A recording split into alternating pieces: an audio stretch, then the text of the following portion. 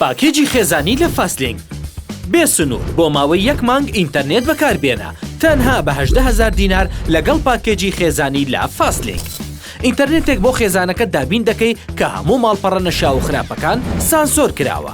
لەمۆ بەدووە پێویست ناکات چاودێری منداڵەکانتان بکەن. لەگەڵ فاستلینگ دڵنیا بن و چاودێریکردنی منداڵەکانتان بە ئێمە بسپێرن. ئێستا دەتوانن بەشداری پاکێجی خێزانی لە فاستلینگ بکەن لە ئەپلیکیشنی فاستبەی.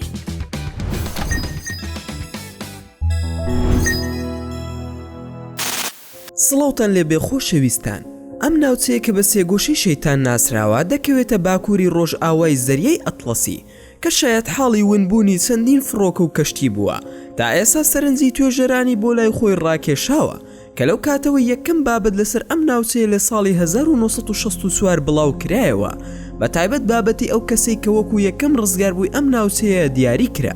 پێش ئەوەی بەتەواوەتی بچینە ناو ڤیدیۆی ئەم جارەمان ئەگەر دەتەوێت وردەکاریەکانی ئەم بابەتە بزانیت تا کۆتایی بینەری ڤیدیۆکە بە و هەروەها لە بیری مەکەن ئەگەر بابەتەکەتان بەدڵ بوو ئەوە هەر ئێستا لایکی ئەم ڤیدیۆیمان بۆ بکەن و هەروەها شێریشی بکەن لەگەڵ هاوڕێکانتاندا و لە بیرشتان نەچێت ئەگەر ئەتانەوێ هەمیشە بابەتی ناوازە لە کەناڵەکەی ئێمە ببینن ئەوە سبسکرایبی کەناڵەکەمان بکەن و زەنگۆڵی تەنیشتی سبسکرایبەکەش چالاک بکەن. ئێستاش با دەست پێ بکەین. سێ گۆشەی بەرمۆدا ئەو پارچە نهێنیی گۆی زەوی کە زاناکان ساڵانێکە هەوڵی دۆزینەوەی نهێنیەکانی و شیکردنەوەی نهێنیەکانی دەدەن و پێنجی کانونی دووەم وەکو ڕۆژی نێودەوڵەتی سێگۆشەی بەرمۆدە دیاری کراوە. ئەم ناوچە جوگرافیە لە شێوەی سێگۆشەی پارالێلۆگرامادایە کە دەکەوێتە باکووری زەریای ئەتڵەسی و ڕووبەرەکەی بە 500,000 میل مەزەندە دەکرێت. هەندێک ئاماژە بەوە دەکەن کە ئەم ناوچەیە خەیاڵیە و لەسەر نەخشەش بوونی نییە. بە تایبەتی دوای ئەوەی ئەسۆشتێت پرێس لە ساڵی 1950 بابەتێکی سەبارەت بە دیارنەمانی کەشتی ئاسمانی ژمارە 19 بڵاو کردەوە. لێرەوە دەستی کرد بە قسەکردن لەسەر دیارنەمانی چەندین کەشتی تر لەگەڵیدا و لە ساڵی 1945 ڕووداوێکی سەیر ڕوویدا کە تێیدا 6 چەکداری ئەمریکی لە ناوچەکەدا دیارنەمان و کاتێک تیمێکی فریاگوزاری بۆیان ڕەوانەکرا تیمەکەش بێسەر و شوێن بوون. شتە سەیرەکە ئەوەیە کە پێش دیارنەمانی یەکێک لە فڕۆکەوانەکان نامۆی شوێنەکەی بۆ ڕوون کردوتەوە و دەڵێت فڕۆکەوانەکان زۆر سەیرن و دەڵێن هەموو شتێک لێرەدا سیر دەردەکەوێت. تەنانەت لە زەریاکەشدا 360 ئەمریکی لە ساڵی 1970دا ون بوون و ئەم ژمارەیە بە گەورەترین ژمارەی لە دەستچوون دادەنرێت. ویلایەتە یەکگرتووەکانی ئەمریکا بە بەلەمەکانی دەریای خۆی گەڕان و ناویشان لێنا سێ گۆشەی بەرمۆدا. گروپی دوورگەکانی بەرمۆدا کە ژمارەیان 300 دوورگەیە کە زۆربەیان دانیشتوانی نییە. ئەم سێ گۆشەیە دەکەوێتە باکووری زەریای ئەتڵەسی کە سنووری بە کەنارەکانی باشووری ڕۆژهەڵاتی ویلایەتە یەکگرتووەکانی ئەمریکا و ئەنتیلی گەورە و کوبا و هیسپانیۆلا و جامایکا و پورتوگالەوە هەیە، بەڵام ناتوانین لەسەر نەخشەی جیهان دیاری بکەین. تەنانەت هەندێک دامەزراوی فەرمیشدان بەبوونی نانێن وە بوارێکی فانتازیایان هەیە. بۆ نمونە ئەنجومەنی ویلایەتە یەکگرتووەکانی ئەمریکا بۆ ناونانی شوێنە جوگرافیەکان وەک ناوچەیەکی فەرمی نایناسێنێ و فایلێکی فەرمی بۆ تەرخان ناکات. یەکێک لە ڕزگاربوانی ئەم ناوچە نهێنیە کە ئەویش ئیڤان سارتەری پیرە کە فڕۆکەوانێک بوو لە هێزی ئاسمانی چی کاری دەکرد کە ئەم قسانەی پێڕاگەیاندین.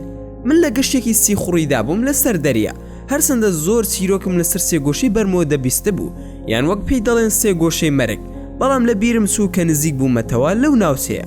من شۆفێری فڕۆکەکەم دەکرد بە شێوەیەکی زۆر نایاب و ئاسایی و هیچ شتێک نەبوو کە من شپرزە بکە چونکە ئامێرەکانی ناو فڕۆکەکە زۆر بە باشی کاریان دەکرد. بەڵام لە ناکاو بەبێ ڕوودانی هیچ پێشەکیەک هەستم کرد هێزێکی شاراوە فڕۆکەکەم بۆ خوارەوە ڕادەکێشێ و دواتر لە سنسرکەیەک زیاتر تێ نەپەڕی تا هەموو ئامێرەکان و بزوێنەرەکان و شاشی تەلەڤیزۆنی پێشەوە لە کار کەوتن وەچی تر نەمدەزانیت چ کارێک ئەنجام بدەم. دوازار کۆنتڕۆڵی فڕۆکەکەم لە دەستدا و هەوڵمدا بنیشمەوە، بەڵام نەمدەزانی لەکوێ و بە خێرایەکی زۆر ترسناک بەرەو خوارەوە دەنیشمەوە. دواتر هەوڵمدا پەیوەندی بکەم بە تاوەری کۆنتڕۆڵ لە بنکەکەمدا، بەڵام هەوڵەکانم بێسوود بوون بۆیە هیچ ڕێگایەکی دەربازبوونم نەبوو لەو بارەی کە تیایدا بووم.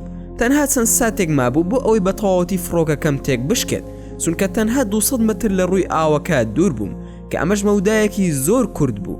تەنانەت خێرای نیشتنەوە و مەودای کوردوای لێکردم لەو کاتەدا هەست بکەم کە بە ناچاری چاوم بە مردنی خۆم دەکەوێت، بەڵام لە ناکاو ڕاکێشانەکە وەستا زۆر سرم سوورما کاتێک ئەوە ڕوویدا و یەکسەر دەستم کرد بە بەرزبوونەوە بۆ سەرەوە بە شێوازێکی زۆر سەیر و بەم شێوەیە بۆ مەودایەکی باش بەرز بوومەوە و هەستی دڵنیابوونەوەم بۆ گەڕایەوە و هەموو ئامێرەکانیش گەڕانەوە بۆ کارکردن بە شێوازێکی ڕێک و پێک و نایاب. بەڵام جەستەی سیر و سەمەری هاوشێوە یەکترم بینی کە وێنەکانیان لەسەر شاشەی تەلەڤیزۆنەکە لە بەردەم من دەردەکەوتن و پاشان بوونەوەرێکی نامۆم بینی کە لەسەر شاشەی تەلەڤیزۆنەکە وەستا بوو و دەستی کرد بە ئاماژەدان بە من و چەند وشەیەکی نامۆشی وت کە لێیان تێنەگەیشتم. من نەمزانیسی دەڵێت و دواتریش ون بوو. هەر لەو ساتەدا گوێم لە پەیوەندیەک بوو لە بنکەکەمەوە لە فڕۆکەخانە کە دەیانوت تۆ لەکوێیت؟ ئایا ئێستا لە ژیاندا ماویت؟ ئەگەر گوێت لێمانە وەڵام بدەرەوە. منیش وەڵامم دایەوە کە من باشم و لە ماوە یەک کاتژمێردا دەگەڕێمەوە. کاتێک گەڕامەوە لەگەڵ نیشتنەوە لە فڕۆکەخانەکە هەموو فڕۆکەوانەکان دەورەیان دام و دەستیان کرد بە ماسکردنم. هەروەها سەرسام بوون بە گەڕانەوەم بە سەلامەتی. ئەوەی سەیرە کاتێک پرسیارم لە هۆکاری ئەم ڕەفتارانەیان کرد پێیان وتم کە نزیکی 15 کاتژمێرە لێیان ون بووم. بێگومان ئەم کاتە بەسە بۆ ئەوەی 7000 سوتەمەنی فڕۆکەکە تەواو ببێت. هەندێک کەسی دیکە توانیویانە لەم شوونە نهێنیە ڕزگار بن. بۆ نمونە ماسیگیری چینی تەمەن 52 ساڵ یان چینگ هو کە توانی لە ژیانیدا بمێنێتەوە دوای ئەوەی بۆ ماوەی 11 ڕۆژ بە تەنیا لە سێگۆشی بەرمۆدەدا مایەوە. ئەوش بە پشتبەستن بە خواردنی ماسی. ئەو ماسیگرە چینیە لەگەڵ کۆمەڵێک لە هاوکارەکانی لە تایوان خەریکی ڕاوکردنی ماسی بوون. لە ناکاو زریانێک هەموو هاوکارەکانی کوشتو و بە تەنیا لە سێگۆشی بەرمۆدەدا لە نزیک باشووری ڕۆژهەڵاتی چین مایەوە و ماوەی 11 کاتژمێر لەناو ئاوەکەدا بەبێ خواردن و خواردنەوە مایەوە. وەکو وتمان پشتی بە خواردنی ماسی کاڵ بەستی بوو تا بار هەڵگرێک دۆزیەوە کە بەلایدا تێدەپەڕی. دوای بە دوواداچوون کەشتێکە لە ناو ئاوەکەوە هێناوێتی بۆ بندەری چینگداو کە لە باکووری ڕۆژهەڵاتی چینە لەو شوێنەی کە چاوی بە ئەندامانی خێزانەکەی کەوت. ئەویش دوای ئەوەی هەواڵی دیارنەمانی کەشتێکەیان پێگەیشت باوەڕێن بە چۆنێتی ونبوونی ئەو کەشتیان نەکرد. هەمان شت بۆ تۆماس براونی تەمەن 56 ساڵیش ڕاستە کە دانیشتوی ویلایەتی فلۆریدای ئەمریکایە. ئەویش کاتێک کە لە ویلایەتی فلۆریدای ئەمریکاوە لە سێگۆشی بەرمۆداوە گەڕاوەتەوە دوای 7 ساڵ لە دیارنەمانی. براون چیرۆکەکەی بۆ دەسەڵاتدارانی ویلایەتی فلۆریدای ئەمریکا گێڕاوەتەوە. ئاماژەی بەوەش کردووە کە لە 29 دەی ساڵی 2009 لە فلۆریدا بە کەشتیەک بۆ دەریا چووە و بە هاوسەرەکەی وت کە دەچم بۆ سەیران و زوو دەگەڕێمەوە. دوای ئەوەی گەشتەکەی تەواو کرد بۆی دەرکەوت کە بزوێنەری بەلەمەکە کار ناکە بۆیە بڕیاریدا ڕادیۆکە بەکار بهێنێ بەڵام بۆی دەرکەوت کە بە هەمان شێوە ئەویش کار ناکە بۆیە بڕیاریدا موشەکەکانی کەشتێکە هەڵبدات و داوای یارمەتی بکات بەڵام بە هەمان شێوە بێسوود بوو.